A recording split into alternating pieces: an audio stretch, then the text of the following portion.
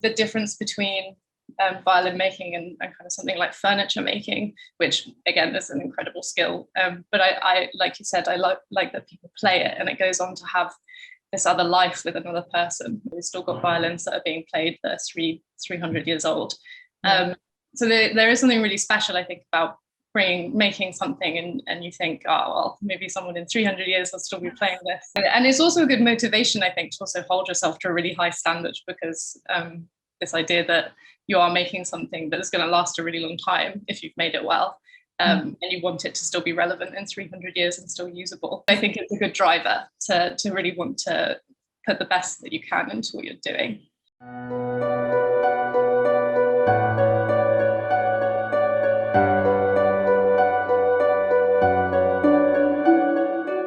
Great studio. Thank you. Yeah, you can see a bit of it. It's quite a good size. Put some violins up on the side there.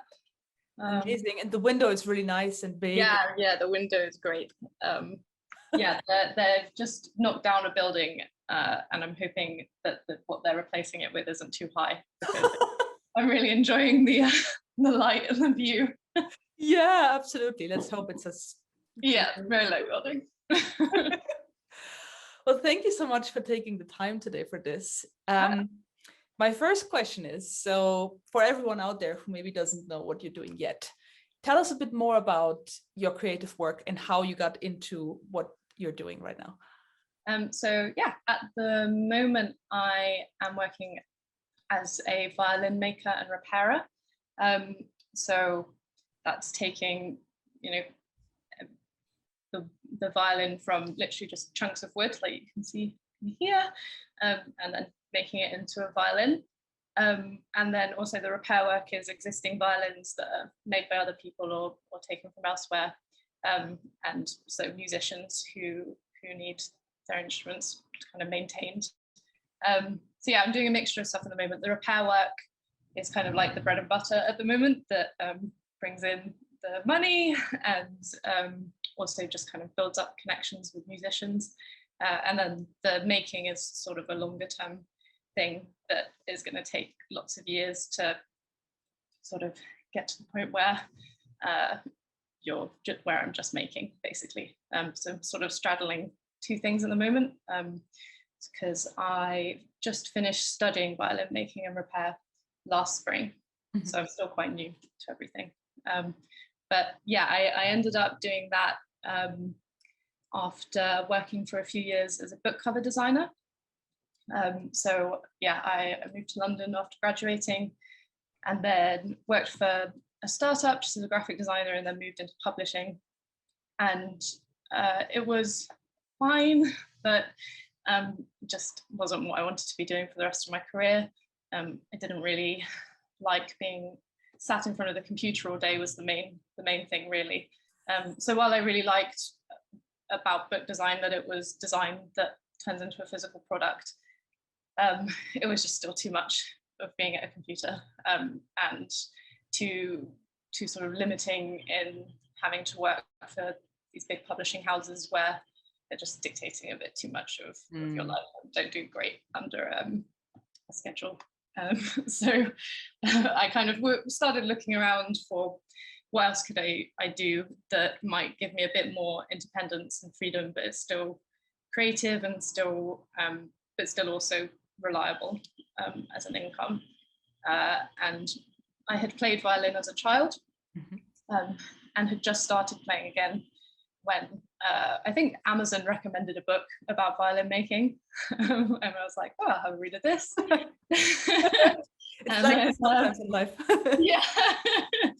And I read it, and it was this amazing book called An American Luthier, about this woman called Carleen Hutchins, who was a violin maker for a very long time, but she was primarily making from kind of 50s onwards. And she was one of the first prominent female violin makers to sort of catch mainstream attention within the violin making world. And she led a very interesting life, and that just really got me thinking about violin making. So I enrolled in a hobby course in Cambridge, just at weekends, having a go at it, and then decided this is great. this is what I'm going to do. So I enrolled on a formal course in South London and studied for 3 years doing that. So yeah, that's sort of an overview. Amazing. So many interesting things here. Firstly, I can really connect to the notion of not wanting to work on the computer all day, because I think it's so draining. And I really appreciate what you said. And I think it's great when you can work with your hands and you create something that's actually there and existent and not digital at the end of the day. So I really get that. And I find what you do so interesting, because you need so many different skills, and you need, the craft, like the physical aspect of it, but also you need to have the hearing.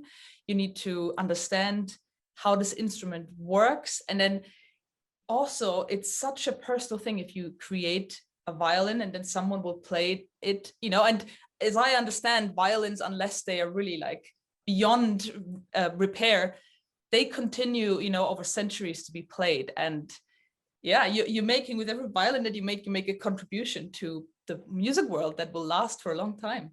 Yeah, I think that you've just completely spot on nailed what I love about it. It's such a divergence of all these different mediums coming together.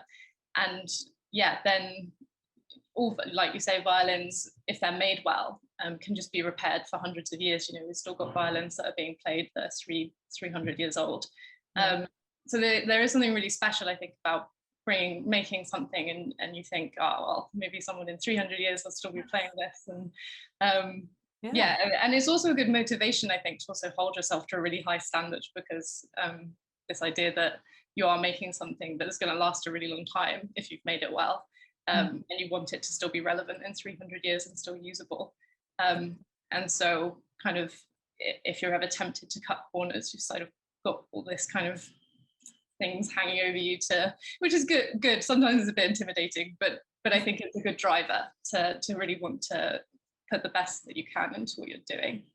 And yeah, I think the difference between violin making and kind of something like furniture making, which again is an incredible skill, but I like you said, I like that people play it and it goes on to have this other life with another person. And yeah, that's definitely a big appeal of it. That's fantastic. So can you walk us through the process? So when you make a violin right now, so I'm assuming sometimes you will just make one because you are making them, but sometimes you will maybe have someone, commission to make one. So can you just walk us through the process of either of those things? Yeah, so commissioning is, that tends to be something that happens a bit further down a violin maker's career. So normally when you've just graduated, you're kind of making on spec and then trying to sell it. And then once you've got a good reputation and people know what kind of instruments you're making, maybe they've seen other instruments you've made, then they will commission an instrument and you work with them to sort of create something that's tailored to them, what they need from it, whether they're a soloist or an orchestra member, or maybe they're just a really keen amateur, to sort of talk about the sound, the quality that they want, what context they're going to be using the instrument in. All of that will sort of drive the direction you go in a bit. I've actually got sort of violins in various stages of being made that I could just grab.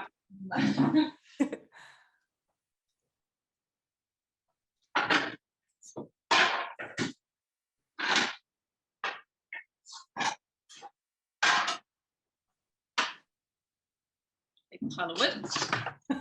You kind of start off with blocks that look a bit like this. So this is a back, or will be a back, and it sits together like that, and then cut the shape out. It's a bit like Blue Peter, isn't it? And then so that would then eventually end up looking like this. So what I've done here is you cut the shape out after you've got the joint in the middle that you might just about be able to see. And then I've inlaid the purfling. So this stuff is wood that's inlaid into a channel. And then once this is all arched and shaped how I want it, you flip it over and start hollowing out the other side, which I've started doing on this one. It's still a little bit messy looking at the moment, so I'm in the middle of doing that. And then as that gets thinner and thinner, you sort of measure it to check what the thicknesses are at various points. And I don't know whether the speakers will pick it up, but might be able to, you can kind of start to hear that it starts to sound a bit kind of like a drum, and you can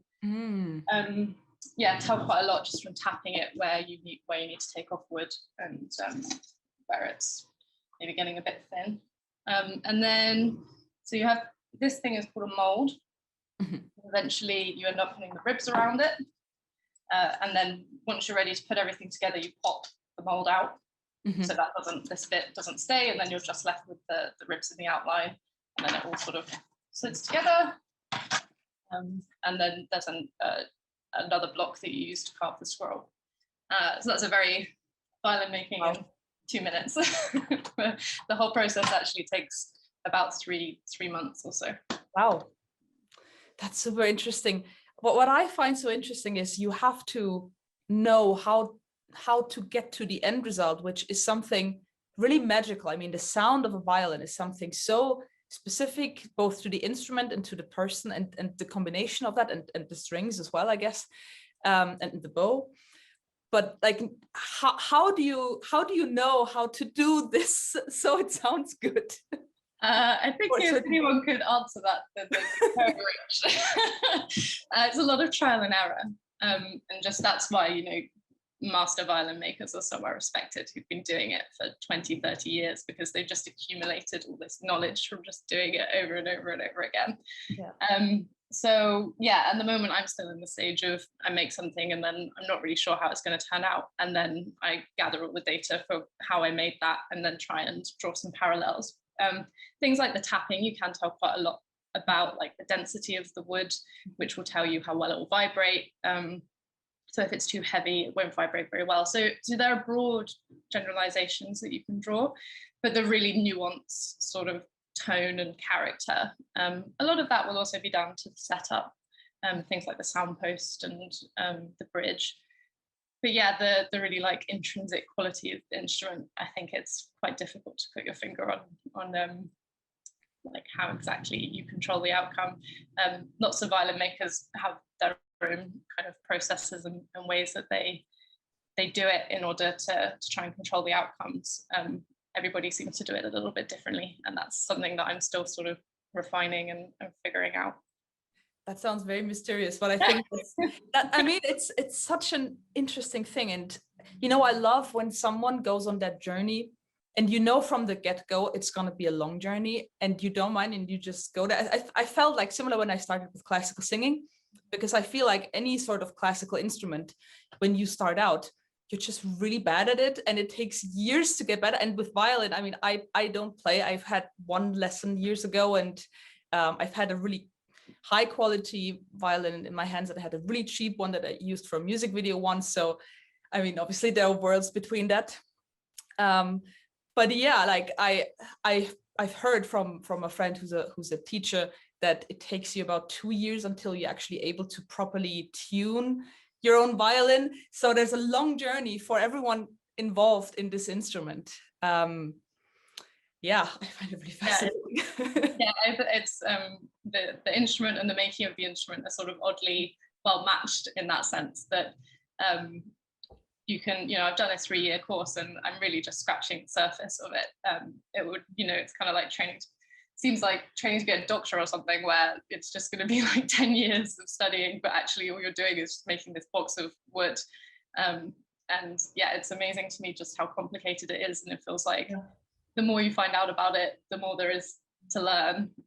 Just when you think you're getting there, you suddenly discover this whole other aspect of it that you hadn't really considered yet. And yeah, also I think that then that relationship between violinists and their violin is really special, because like you say, they spend so long getting good professional violinists. It's the hours that they have put in. I think that then there's just sort of such a respect from violin makers for violinists, and that relationship between a maker and a violin player is quite special, I think. Yeah, absolutely. I find that comparison really, really great that you just did between, you know, a doctor and a violin maker, because when you start out, I mean, in theory, you know, we learn very quickly where everything is, but a body is just so much more complex, and you probably never get to the end of how everything works together. And also anything that you do will have an effect. And the smallest mistake is has really vast consequences. And I assume that's the same when you create a violin. If you make one mistake, you have to start again. Yeah, I mean, you don't often have to completely start again, but it will affect the outcome of it. Or something that often can be really painful is the varnishing phase, where if you do one tiny thing wrong, it just throws off how the whole thing looks, and you just have to strip all the varnish off and start again. And that's like a month-long process on its own, sometimes longer. So it is so delicate. And also the process so my first violin took me about 2 years to make. And that's just because you have no idea when you're starting off, like, what matters. So you're so terrified every time you're like taking a gouge to the wood, which I imagine, like with doctors, it doesn't matter if you whack someone too hard on the knee, but it's that kind of, I don't know what the effect of what I'm doing is going to be. And so now it's a lot quicker. But yeah, when you start off, there's this definite like complete terror of, I don't know what's going to happen if I do this bit wrong. But yeah, it keeps it interesting. Yeah, I bet it's definitely not gonna get bored very soon. No. So how are the last stages before a violin is complete? So how do you test? Do you test the sound of the violin, and how does that work? Some people, so we call, once the whole violin is ready for varnishing, we call that in the white. So you've got your violin in the white, so because it's still white. I'm sorry, I should turn my phone off. And some people at that point will string the instrument up and play it, and maybe make some adjustments after playing it like that. I don't tend to do that because I think the varnish affects the sound so much that I'm not convinced it's that helpful. So I would prefer to make my changes after the varnishing. So yeah, you do the varnishing process, and then the varnish takes quite a while to dry, depending on what kind of varnish you've used. So you sort of leave it for a few weeks, which is really painful because you've just spent months making this thing and you want to hear how it is, and you have to leave it to dry for months. And then and then you string it up. So you put all the fittings on it. This isn't what I made, but so the fittings are like the chin rest, the tailpiece, the bridge, the strings, the pegs, and then you can play it. And yeah, they take a little while to sort of break in. So how it sounds the first time you play it will change quite a lot. And after, so I tend to just take it home with me and play it for a few weeks as my instrument, for like playing an orchestra or whatever. And then after a couple of weeks, I might start fiddling with it a bit, like changing the sound post a little bit, or maybe swapping the bridge out. And those tweaks can make quite a big difference to like the loudness, or whether there's sort of the instrument favors like the upper registers or the lower registers. But then those things also will be quite personal to the player who ends up with the instrument. So there's only so much tweaking you can really do. And then at some point, when a customer comes along, you can do a bit more with them, depending on what they want from it. But yeah, you can just check that it's working as expected though. So yeah, that's quite a long process as well. Yeah, it sounds like it. So do you already have like a preference for how you want your violins to sound? Like, do you have something that you're aiming for, or are you in more of an experimenting phase? Yeah, I think I would say more experimental. So the way that violin makers tend to work is we copy isn't really the right word, it's the closest word I can use, designs of previous makers from kind of a couple of 100 years ago. But you make changes as you go along that suit your personal style. But so to the untrained eye, you could put 5 violins in front of you and think they look the same, but to a violin maker, they'll look completely different. And those kind of models will affect the sound. So like the way the Stradivarius violin sounds is very different to an Amati. And so violin makers quite often pick the character they want based on who they're going to copy, at least how they start off. Sometimes when they get further into their career, they just design their own model. It's quite rare though. And so, yeah, at the moment I'm trying different models out and seeing what seems to resonate with me. I think also it's a bit of like, sometimes you can feel a bit of like more of an affinity to one maker because you feel like maybe they have a bit more in common with you, which, you know, is maybe a bit of a fabrication, but you just sort of, something will just spark your interest and you kind of feel like a little bit more of a connection to them.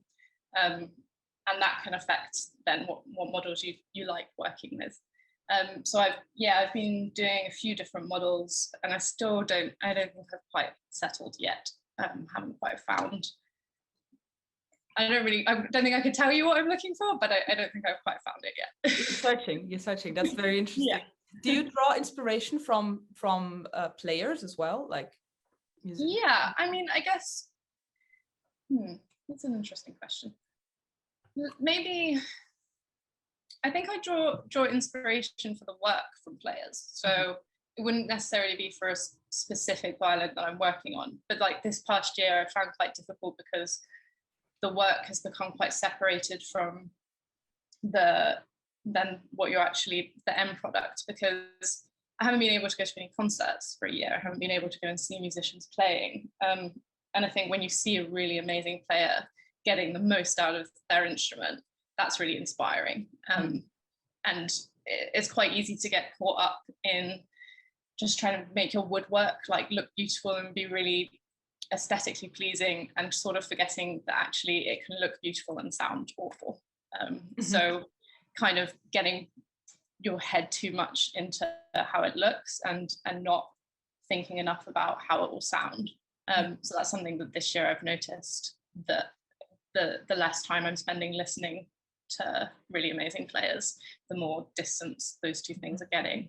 So I'm really looking forward to when we can go back to watching things. Yeah, absolutely. And are you collaborating or planning to collaborate with violinists as well? Like getting feedback, or just, I don't know. Yeah, so I know quite a few violin players who I think once everything's back to normal would quite happily have a play on the instruments. There's something that we do every year in London called Maker's Day, which happens at King's Place. I don't know if you know, it's in King's Cross.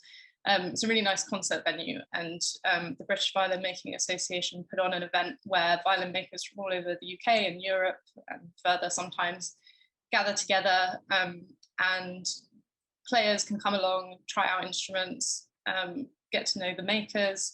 And then we also have a quartet that come around and they try all the instruments, and their favorite ones that they just like because they suit their particular sound or what they feel like playing that day, select kind of a few each and then put on a concert. And then they go through and talk about why they've selected the instruments and kind of get everybody listening to the differences. So things like that is something that I will try and take part in when that's happening again. So there are quite a lot of opportunities as a maker to sort of make connections with players and get feedback. But yeah, it's definitely really important because I'm not a professional player, so a professional player will pick up something that I won't. Yeah, and they probably will take the instrument further and kind of test the limitations.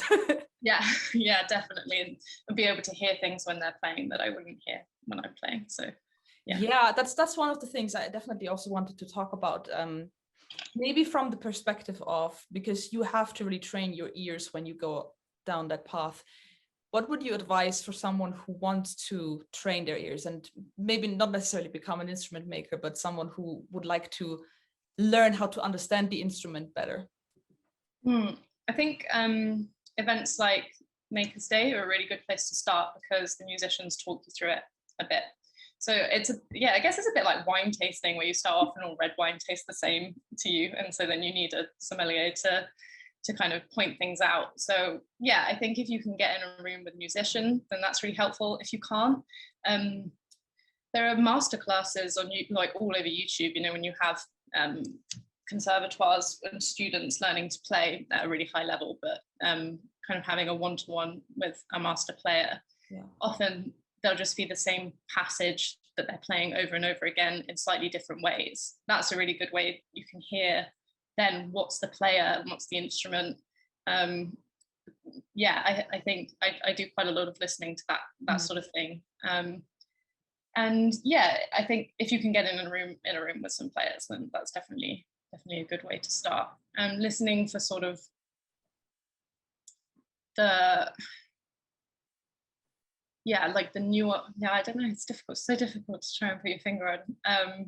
Yeah, I think you're exactly right. From my own process of improving my hearing, it's just, you have to just listen to a lot of things and need to try to go deeper and just try to listen for the different voices in like an orchestra piece, or just focus on it and see what comes out of that. It's a difficult process. It's not like, if you have music on in the background 24 hours every day, that won't necessarily work. Yeah, and I guess listening to different players play the same piece of music, you'll suddenly start picking up way more nuance. And that was something that surprised me when I first sort of started getting into the classical music world, and people would talk about so-and-so's particular recording. And at first I'd be like, well, we'll just play the same piece of music, but actually it's just completely different from a different player.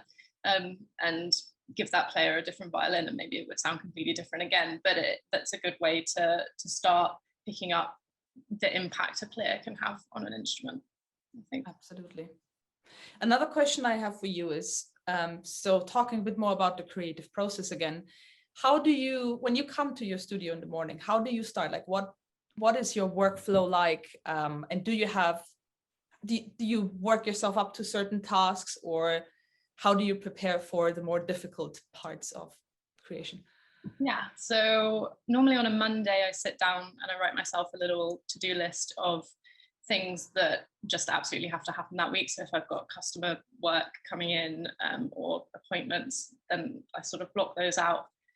And then I try and figure out where I have bigger chunks of time that are uninterrupted. And I try and keep those for the making. I find it very difficult to like pick up making for 20 minutes and then put it down. I sort of have to have a good run at it because you get there's so much of your memory is activated when you're making. So, I'll sort of be working on the shaping of this, and you have to remember exactly where you had a slightly high part or a bump, or like something that will be really difficult to find again if you walked away from it for half an hour.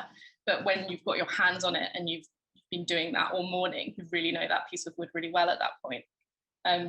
So yeah, I definitely can't just drop in and out of the making. And so that means that some weeks I'm way less productive in terms of making, because if I have more customer work in and it's sort of spaced out a bit, annoying me, I don't get a proper run at it.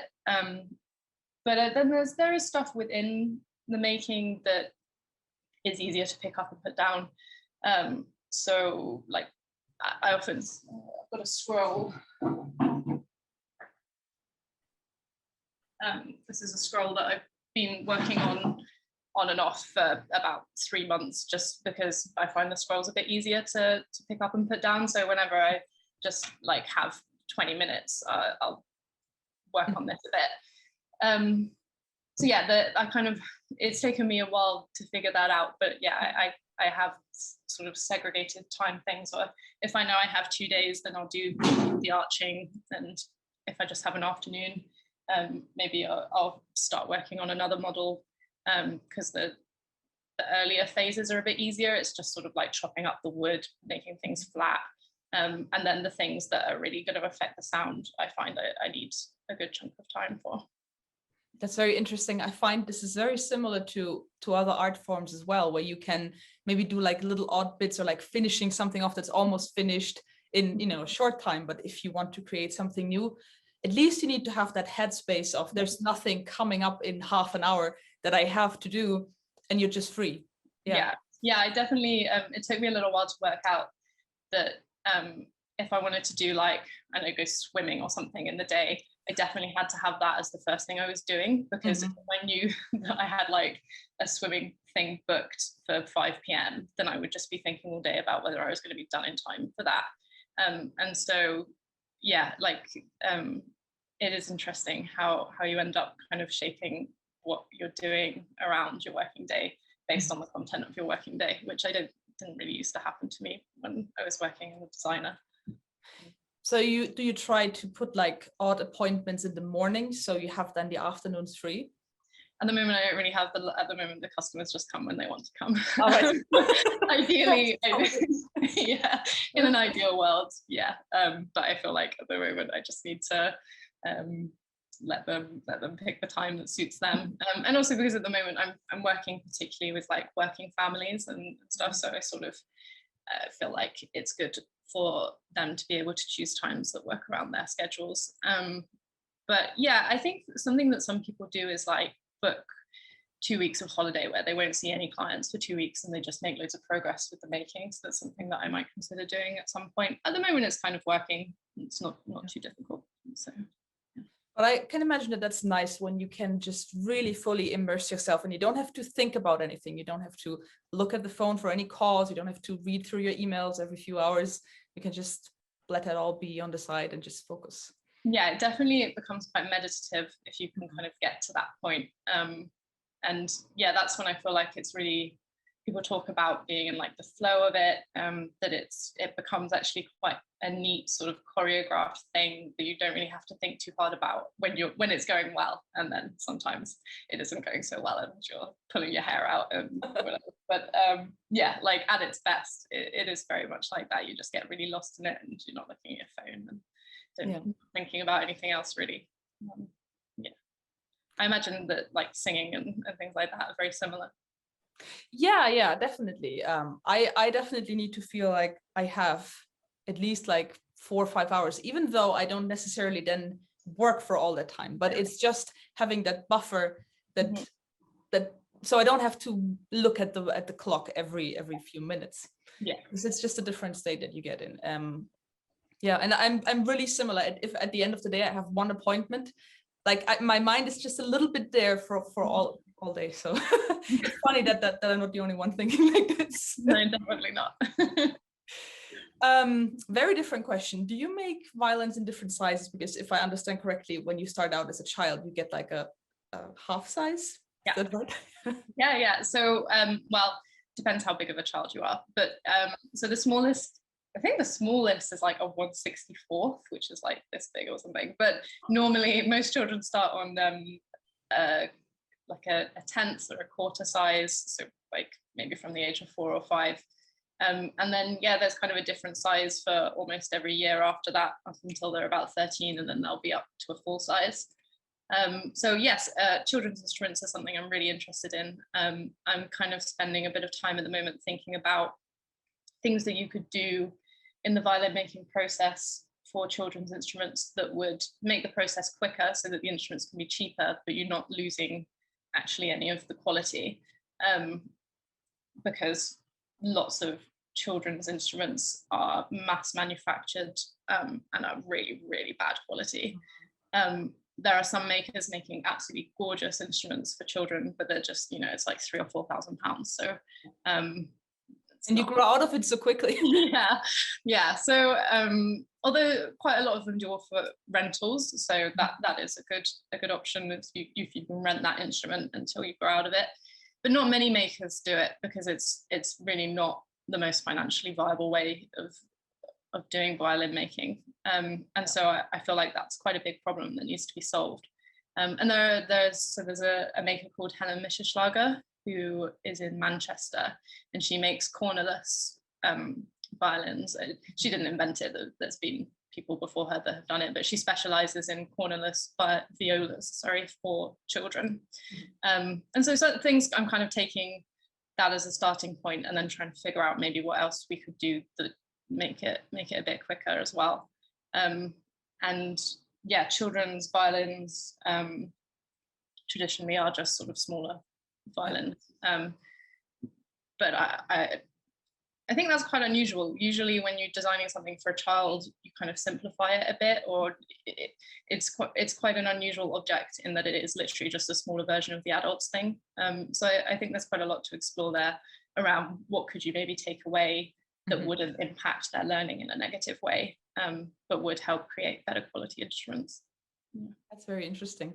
So I'm assuming it does take less time to make a smaller violin? Yeah, not like loads less time, because there's actually in some cases it's more fiddly. It's smaller. So a little bit quicker, but not enough that you could cut, like, you know, skim a lot off of the price. So yeah, I think it's an interesting area that because you know, children haven't really been playing violin from such a young age for that long, really, maybe like 100 or 200 years. And so I think it's an area that the industry is starting to think about a bit more and catch up on. Yeah. Right, very interesting. Keep me updated on what you come up with, because I find this really fascinating.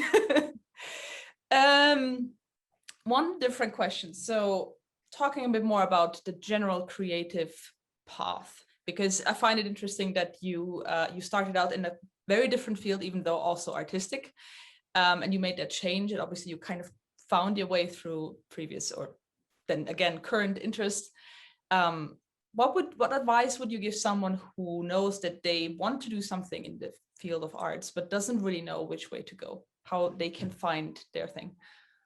I kind of wish, so I skipped doing a foundation year between A-level and university. I kind of wish I'd done that foundation year. I think it's quite a normal route for artists to do a foundation year and then go to university, because in your foundation year, you do really wide range of art stuff. So if they're young at A-level age, I would say do your foundation year. I was just a bit keen to get going and decided to skip it, which I think maybe in the long run ended up wasting more time. But then if you're already maybe an adult, I think weekend classes are a really good way to, or evening classes are a really, really good way to explore different, like, yeah, your different mediums. So you may know that you're creative, you may know you like making things, but there's just such a massive difference between all of the, you know, whether you're going into textiles or woodwork, and there's different characters to each of those industries as well. So even though you might like sewing, you might not like the sewing industry. And so I think spending a bit of time, weekends and evenings before you make the switch, that's what I did, is a really good way to also build a bit of confidence in yourself, that then when you do have to make the switch, and it is hard, it's difficult to completely retrain. It was quite difficult as well, just to sort of, you know, I'd worked for so many years as a book cover designer. I felt like it was a bit of my identity. And so to kind of then step away from it and tell everybody, all of my social groups that I had met through all of that I was going to go and be a violin maker, they all thought I was completely nuts. So it's quite, yeah, it's difficult. And so I think be as mentally prepared for it as you can be, by just making sure that you kind of, you're not just jumping in blind. I think that can probably work out for some people, but definitely for me, I needed to have a bit of reassurance that when I made this move, it was going to be, you know, I wasn't going to have to do 3 more career changes after it. Yeah, and particularly, I mean, in London, we're spoiled for choice. There's tons of adult learning centres that are just really welcoming. And I did a bit of bookbinding a couple of years ago when I kind of thought maybe that would be a thing. And I absolutely loved that, but just like then decided that the industry wasn't quite right for me. So yeah, I think experiment, do lots of different things, and something will sneak up on you, I think. I think it's very good advice, especially because sometimes when you're torn between different things, you might, you know, go over it in your head again and again and again, and maybe you watch lots of videos or lots of training material, but it's still very different from actually doing the thing. And it's very easy then to figure out over a few months, is this something I actually like to do or not? But otherwise you might just go in circles round and round and round. Yeah, and I think, yeah, have the patience to take that time to get to know the thing before you kind of make the complete leap. Great. Last question. Do you have any artist or violin maker or musician, or, you know, any artist of any sort form that you currently find most inspiring, and who would? I don't know if I could just pick one. There's so many. So maybe if we start with violin makers. So I'm quite active with the British Violin Making Association. I do their magazine and help organize some of the events with them. And so through that, I've met a huge number of makers, and they're all so generous with their time. It's, historically violin making has been seen as this sort of closed book and people don't share their secrets, but that's definitely changed or changing. And I haven't come across anybody yet who's been uninviting. So there'll be lots of people that I'm not mentioning by name, but they were also really nice. So if any of you see it.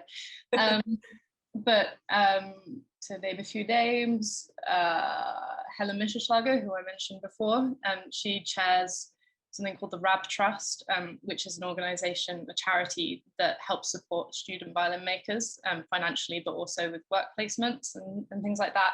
She's a really amazing maker. She also puts in all of this time doing all of the RAB Trust things. So I think that's really inspiring. Then there's a kind of youngish maker called William Schott, who works in Manchester, and he's producing some really lovely work at the moment. I always do lots of Instagram stalking of all of his work, and he's always really lovely in person whenever we see him. Kai Thomas Roth, another violin maker, he's more experienced, who, again, he comes to BVMA events, he helps out at the BVMA. I think that the makers that inspire me most are the ones who not only produce really good work, but are also really interested in helping other people produce really good work. I think that that's such a valuable character trait, and obviously very helpful for me. And then in terms of players, just every violinist ever.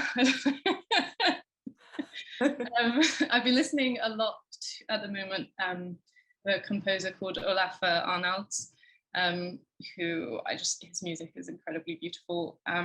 He's not a violinist specifically, but he writes for violin.